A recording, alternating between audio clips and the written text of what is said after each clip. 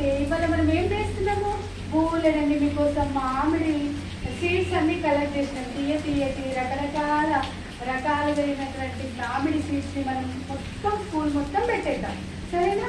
అలాగే అన్ని వనమూలికలు, ఏంటివి హెర్బల్ ప్లాంట్స్. ఈ మూలికలు అన్ని కూడా మీకు వ్యాధి నిరోధక శక్తిని పెంచుతుంది. ఏం రాకుండా ఉంటాయి మీకు? మరి సరస్వతి తీసుకుంటే మీకు ఏం జరుగుతుంది?